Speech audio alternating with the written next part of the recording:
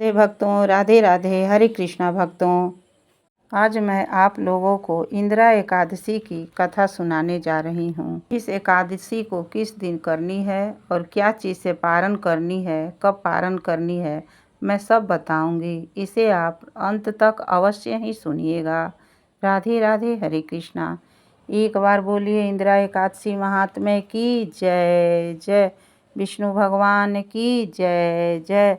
माता लक्ष्मी की जय जय। श्री युधिष्ठिर बोले कि हे भगवान, अब आप कृपा पूर्वक आश्विन मास की कृष्ण पक्ष की एकादशी की कथा को कहिए।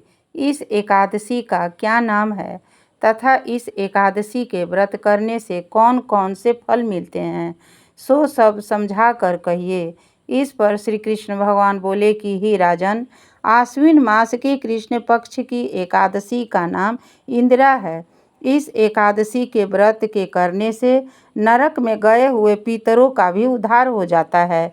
हे राजन, इस एकादशी की कथा के सुनने मात्र से ही वाजपेय यज्ञ का फल मिलता है।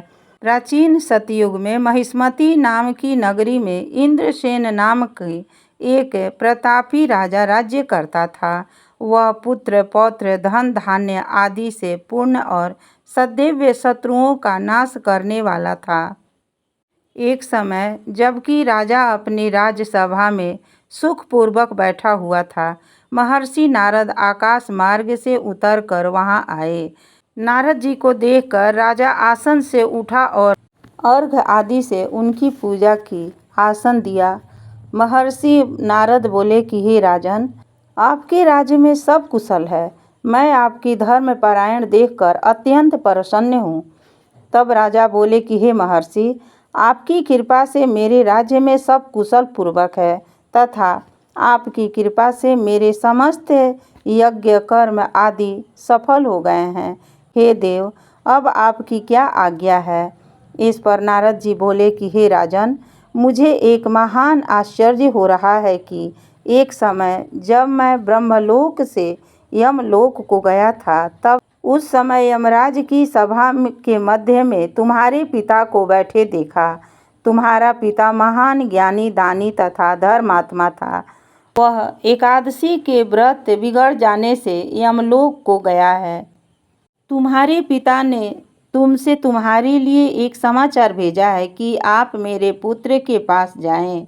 मेरे पुत्र का नाम इंद्रसेन है, जो कि महिष्मती नाम की नगरी में राज्य करता है। मुझे किसी पूर्व जन्म के बुरे कर्म के कारण ही यमलोक मिला है।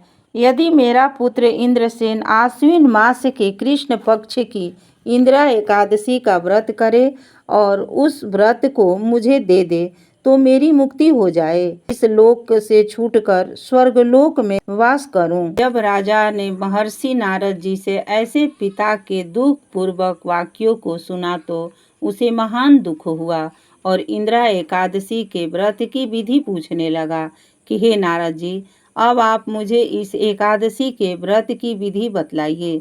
इस पर नारद जी बोले कि हे राजन, आश्विन मास की कृष्ण पक्ष की दशमी के दिन प्रातः काल श्रद्धा सहित स्नान करना चाहिए। इसके पश्चात दोपहर को भी स्नान करना चाहिए। उस समय जल से निकलकर श्रद्धा पूर्वक पितरों का श्राद्ध करने और उस दिन एक समय भोजन करे और रात्रि को पृथ्वी पर शयन करे। इसके दूसरे दिन अर्थात एकादशी के दिन प्रातः काल दातुन करे और स्नान करे। उसके पश्चात भक्ति पूर्वक व्रत धारण करे और कहना चाहिए कि मैं आज निराहार रहूँगा और समस्त भोगों को त्याग दूंगा। इसके पश्चात कल भोजन करूँगा। हे भगवान, आप मेरी रक्षा करने वाले हैं, आप मेरे व्रत को निभाइए। इस प्रकार आचरण करके दोपहर को शालिग्राम जी की मूर्ति को स्थापित करें और उत्तम ब्राह्मण को बुलाकर भोजन करवावें और दक्षिणा दें। भोजन में से कुछ हिस्से को गौ को दें और विष्णु भगवान की धूप दीप नैवेद्य आदि से पूजा करें और रात्रि को जागरण करें। इसके उपरांत द्वादशी के दिन मौन होकर बंधु बांधवों सहित भोजन करें। हे राजन, यह इंदिरा एकादशी के व्रत की विधि है।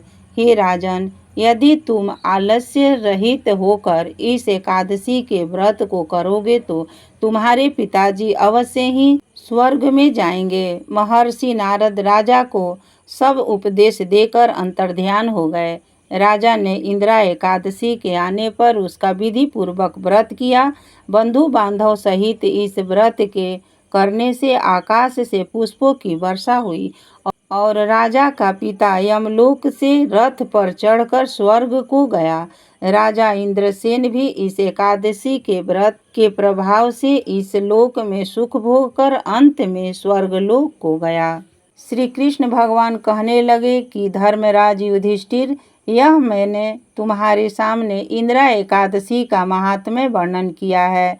इस कथा के पढ़ने व सुनने मात्र से ही समस्त पाप नष्ट हो जाते हैं और अंत में स्वर्गलोक को जाकर वास करते हैं। एकादशी के व्रत को करने से सभी मनोकामना पूर्ण होती है, इसलिए इस एकादशी का व्रत सभी को करना चाहिए।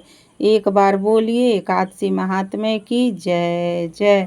विष्णु भगवान की जय जय। माता लक्ष्मी की जय जय। अब आप सुनिए इस एकादशी का व्रत किस दिन करनी है।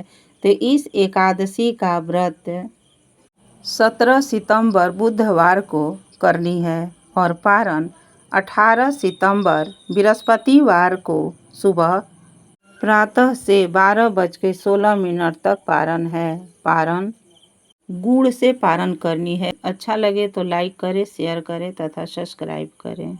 धन्यवाद।